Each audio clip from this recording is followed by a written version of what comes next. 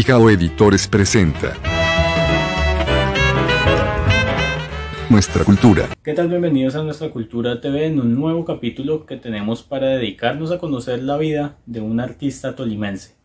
En esta ocasión, desde el municipio de Rovira, nos recibe el poeta Julio César Arciniegas. Nací en el año 1951 en Rovira, Tolima, en una vereda cafetera, y transcurrió mi infancia en medio de cafetales, en medio de árboles, y toda mi infancia no vi otra cosa que no fuera eso. Toda mi infancia estuvo rodeada de la majestad, de la belleza de la naturaleza. Fui creciendo en un hogar donde los padres no sabían leer ni escribir. Debería en ese momento estar muy alejado de la poesía y de los libros, pero ya en el niño había como ese asombro por las cosas, ¿no? Me imagino que ahí ya estaban haciendo el poeta, en ese momento estaban haciendo el poeta, en una casa humilde, como todas las casas del campo, de esa época de bareque, sin televisión, sin radio, no más que todo lo elemental para la vida. Entonces, en ese entorno crecí, y creció también mi asombro por las cosas, ¿no? En un hogar donde no habían libros, pues imagínese, pensar en un poeta era un sueño, pero ese sueño se iba dando poco a poco, en la medida que fui a la escuela, y con 2 años de estudio aprendí a leer, aprendí lo básico, y después de aprender a leer, creo que desde ese momento no he parado de leer. Se me abrió como un universo muy nuevo, ¿no? De asombros y de encuentros con la literatura. Inicialmente leí como todos los niños, leía las aventuras de los cómics, toda esa parte. Luego me encuentro con la literatura rusa, la Sputnik, toda esa literatura que me fue moldeando poco a poco. Desde muy temprano, en medio de cafetales y de trabajadores, y en medio de ese mundo que pues está muy lejos y cerca de la literatura, porque creo que la literatura se nutre de eso, de la vida, ¿no? Del hombre, de su dolor, de sus afanes por trasegar, por buscar la vida. Y poco a poco iba nutriéndome de la vida, de todo, hasta encontrarme muy tarde con la verdadera literatura, ¿no? La literatura ya clásica, con los poetas franceses, con la gran literatura universal. Es así que transcurre lo más normal toda mi infancia, en el campo, obviamente. La ciudad vine a conocerla muy tarde. Era un momento coyuntural de las revoluciones, ¿no? La revolución cubana, la revolución rusa. Entonces, pues lo primero que llega a mis manos son literatura rusa, ¿no? Pero la lectura comprometida con la revolución. Es lo primero que cometo, pero la otra gran literatura estaba como alejada de mí. Cuando la encuentro, realmente encuentro la verdadera literatura, digo, no, pues yo pensaba que todo lo han escrito el Partido Comunista y sus seguidores, y que era todo lo que uno tenía que saber. Fue una verdadera sorpresa cuando me encuentro con poetas como los poetas malditos, con la literatura inglesa, con los románticos, con los surrealistas franceses, entonces, y con la gran literatura latinoamericana, ¿no? Vallejo, Huidobro, los poetas cubanos, Alejo Carpentier, Lezama Lima, es decir, toda esa gran literatura, y hasta encontrarme con Vallejo, ¿no? Vallejo para mí es como un punto de partida en mi literatura. Pues yo no sé qué esfuerzos hacía yo pues inicialmente pertenecía a las juventudes del Partido Comunista, entonces, pues por ese medio me llegaba mucha información, ¿no? La literatura comprometida que llegaba, La Voz Proletaria y mucha revista que llegaba de Rusia, de China. Entonces me llegaba casi gratuito, eso a mí me lo mandaba, me lo llegaba a la casa y siempre compraba el Espectador, que en ese momento el Espectador era una referente, ¿no? De la literatura colombiana, ¿no? En esas selecciones está toda la literatura contemporánea colombiana de ese momento, entonces ahí me fui nutriendo, entonces me voy encontrándome poco a poco con la literatura, pero era como referentes, ¿no? En ese momento apenas sabía que existían tales poetas pero es muy tarde donde ya voy a una biblioteca y me encuentro con los libros y empiezo en una carrera por leer todo, porque para mí yo soy un poeta tardío, claro. Escribo mi primer libro casi a los 50 años. En la militancia de las izquierdas de ese momento, pues llevado por la motivación de ese momento, los jóvenes estábamos con el culto al Che y a la Revolución Cubana. Entonces, me comprometí a estar militando en la izquierda y de ese momento recibo unos disparos, me asesinan la esposa. Obviamente que me tocó huir de la tierra, irme a Bogotá, a encontrarme con otro mundo muy distinto al que yo había vivido hasta ese momento, que es la ciudad. Y la ciudad también me da a mí, en el primer libro está la ciudad inventada, se llama La ciudad inventada, mi primer libro. Ahí está como ese momento, ¿no? Que me tocó vivir de salir del campo a la ciudad, a luchar por sobrevivir en una ciudad totalmente desconocida, pero que de cierto modo me ayudó a moldear. Esa experiencia me lleva a escribir también, ese contraste entre el campo y la ciudad. A mí me acuerdo mucho de García Lorca, no de García Lorca, sino de Miguel Hernández, que en mi primer libro dicen que guardando las distancias, ¿no? Porque la grandeza de Miguel Hernández es inmensa, pero también hace como el trasiego, el hombre fue del Partido Comunista, pastor de ovejas, y luego se va a Madrid y se encuentra con la literatura y empieza el niño, hasta que pasó lo que pasó, que Franco lo detiene y lo asesina. Y entonces yo hago como ese tránsito, sin siquiera tener idea de que eso era la poesía, ¿no? Simplemente la escribía como una necesidad, porque yo creo que uno escribe por necesidad, porque no tiene otra manera de expresar sus dolores, sus miedos, sino por la palabra, ¿no? Y llevarla al papel blanco. Y entonces, sí, ahí se da un motivo, ¿no? Ni esperaba reconocimientos ni nada. Como todavía sigo que los reconocimientos no son más que, Borges decía que uno se termina cuando se vuelve famoso, se termina todo, porque ya todo el mundo habla de uno y no hay nada que hacer ahí. La fama es eso, yo creo que nunca la he perseguido, siempre y sigo escribiendo pensando de que escribir es como una condena, como un destino, creo yo. Y lo hago, siempre lo he hecho así y lo sigo haciendo. Fui escribiendo cualquier cosa que me pasaba, cualquier fenómeno que veía, el viento, el vuelo de un pájaro, una flor. Iba escribiendo sobre ella sin saber qué estaba haciendo. Sí, me tocó vender buñuelos, me tocó vender chance, me tocó lavar platos en restaurantes. Sí, llevar una vida de un hombre que no tenía un empleo, sino también a buscarme la vida, pues no tenía formación para ningún empleo, no sabía sino trabajar la tierra.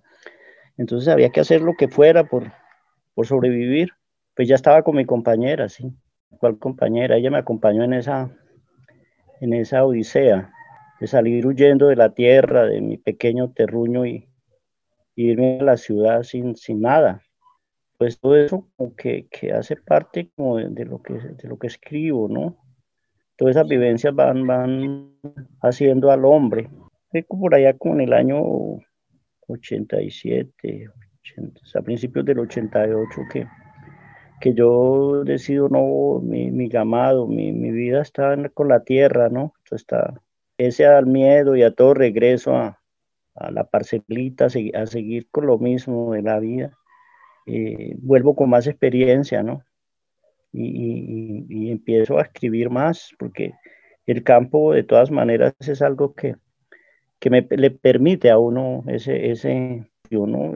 La tranquilidad, el ruido, no está, esa monotonía de la vida y hace que el hombre se inspire mucho mejor y también para leer, ¿no? Hay la tranquilidad sin el ruido de las máquinas, sin el ruido, sin el ruido de la gente, y de la música, todo lo que es la ciudad que es ruido, ¿no? La ciudad es ruido. Ese encuentro con uno mismo está en el campo, con la soledad. El poeta es un encuentro consigo mismo. Y de hecho, ese encuentro es con la soledad. Que los poetas, de todas maneras, el hombre para escribir tiene que entrar en su soledad. Aún tenía todas las fuerzas y yo volví a empezar, volví a salir, volví a cultivar, a construir más de la casita. Siempre me gustaba comprar libros, donde quiera que salía, era comprando libros y acumulándolos. Yo tengo una biblioteca en la finca y ha sido a través de más de 50 años que la he ido recogiendo, seleccionando incluso.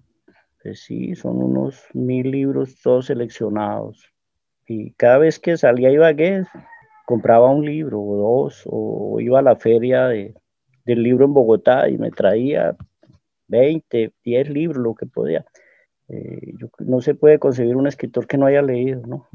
Esos genios ya no están en el planeta. Si estuvieron, fue en el pasado.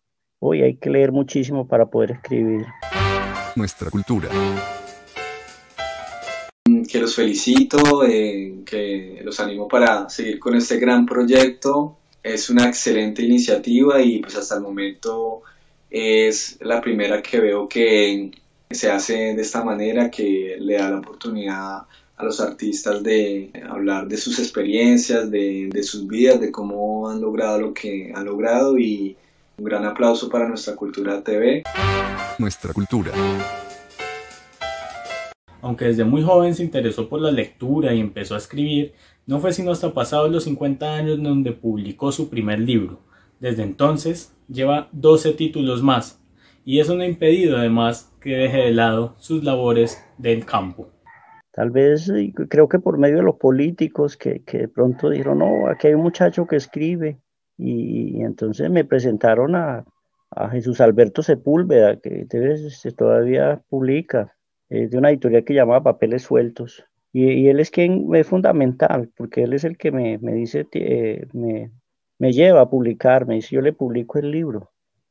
Entonces por primera vez el tipo se interesa, y él empieza a presentarme los otros poetas, empiezo como a meterme al círculo de poetas, me empiezan a conocer en Ibagué los poetas ibaguereños, y pues inicialmente es el asombro, ¿no? Es de un tipo que sale del campo a meterse en una literatura que ellos ya tenían y con una formación académica y todo, y pues yo era ahí como te dijera, como alguien extraño, ¿no? A todo ese medio, pero que sin embargo estaba empezando a escribir, a meterse en el círculo. Pues inicialmente ellos hacen la labor de meterme en la literatura, en la verdadera literatura. Ahí me encuentro con Nelson Romero, que hoy es uno de los más grandes poetas de Colombia, y Luis Eduardo Gutiérrez. Son inicialmente los que me prestan los libros y me van diciendo, mire, para escribir hay que leer a estos poetas, hay que conocer. Y ellos me van metiendo en el mundo. Inclusive no me prestaban los libros, sino que me regalaban fotocopias de los libros. Empiezo a leer los grandes escritores en ese momento. Pues ellos fueron muy generosos, ¿no? De todos los que de alguna manera escribimos, el sueño es verse publicado, ¿no? Como la realización, ¿no?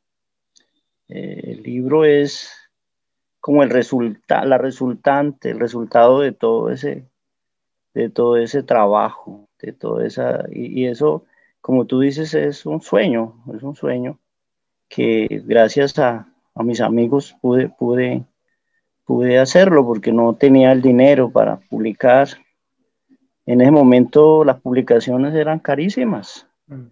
Estamos hablando del año 87. Estaba todavía por los 2 millones de pesos, imagínense en ese momento. Pues un alcalde acá de Rovira en el momento me dio la plata para la publicación. Entonces fue como si hubiera una mano un ángel que me estuviera protegiendo para que publicara. O si no, el sueño se había visto frustrado en el momento. En mi pueblo, pues que un campesino como yo publicara un libro y lo hiciera ya en la bibliotecario de Chandía, entonces, y de todas maneras lo vendí, bueno, fue un éxito, creo que ese libro, creo que parte de ese entusiasmo de la gente hace que yo continúe escribiendo, porque no, pues, si pasa esto como mi primer libro, pues, entonces continué el trabajo hacia el otro libro. Siempre en el poeta, en todo escritor hay como la sospecha de que uno no ha hecho bien las cosas. Esa duda es la que lo hace a uno mantenerse. Siempre el escritor debe tener su sospecha de que no, y ese miedo lo acompaña a uno toda la vida. Ese es el miedo a la crítica, el miedo yo conté con la fortuna de los amigos de hacer una literatura extraña, ¿no? Una literatura que no tenía nada que ver con la literatura que se estaba haciendo en ese momento, sino una nueva literatura llena de imágenes y de complicaciones. Entonces, ese es un momento en que tomo la decisión de volcar toda mi ocupación, toda mi vida, toda mi existencia a la literatura. Sí, fue muy... Es decir, parece que todos los libros estaban ahí, uno detrás de otro, se habían acumulado en mi inconsciente. Aparece luego La ciudad inventada, eh, aparece Abreviatura del árbol, Invocación, Consumaciones, El último poeta. Es decir, hasta este momento llevo publicado 12 libros. Y uno que está ya en proceso de publicación en Cali, que sale ahorita en febrero, y están las publicaciones internacionales, que son como 3, en España, en Venezuela. Pese a eso, hay 3 o 4 libros que aún quedan ahí en el cajón del olvido, ahí con la crítica roedora de las polillas. Están ahí en el olvido, pero pienso no dejarlos antes de terminar esta trajín por acá, por esta vida, no dejarlos ahí, sino poder publicarlos. Ojalá que pueda hacerlo, ¿no? La primera opción es en España, en una editorial. Ellos me piden una publicación, yo la envío y aprueban la publicación allá en esa editorial en Barcelona. Y me envían el libro, se llama La pluma y la asada, se llama el libro. Es una muestra de mi obra, es como una antología personal. No sé nada, simplemente sé que está publicado y que lo están vendiendo en dólares, en euros, pero de ahí no pasa. La segunda publicación es en Venezuela con un amigo que nos encontramos en Perú y tiene una editorial en Venezuela. Y me llamó y me dijo, maestro, le voy a publicar un libro. Entonces yo le envié un libro que se llama Voces de Arena, sobre el desierto peruano, y él lo publica y también lo publica en Amazon. Y me manda lo mismo, el mismo proceso de España. Están ahí en la tienda de Amazon, pero en este momento estoy en antologías de Latinoamérica, estoy en antologías de España, de Brasil, de Ecuador, de Venezuela, de Perú, México. En México, la UNAM allá me publica un libro. Y yo me fui para mi finca a trabajar. Cuando me llaman, una voz de una mujer dijo, le voy a comunicar una buena noticia. Le digo, ¿qué será? Dijo, no, que se acaba de ganar el premio Porfirio Barba Jacob. Yo casi dejo el teléfono ahí a un lado porque imagínense, en ese momento era un premio nacional y es un premio que le ha dado mucho nombre a mucha gente. Y allá tuve que verificarla, volver a llamar con la sospecha de que me estaban haciendo una broma. No, finalmente era el ganador, como en 200 o 300 concursantes y algunos concursantes de otros países. Entonces, pues, que fue toda ese premio me catapulta hacia que me conozca el país, que me conozcan fuera del país. Juan Gozaín es el que dice en el momento campesino de Rovira, Tolima, se gana premio nacional por Figuar Bajacot. Todo eso me llevó a que la literatura colombiana me tuviera un referente, ¿no? Pues ahorita llevo haciendo una vida, pues yo aquí en el pueblo es como estar uno en el campo, ¿no?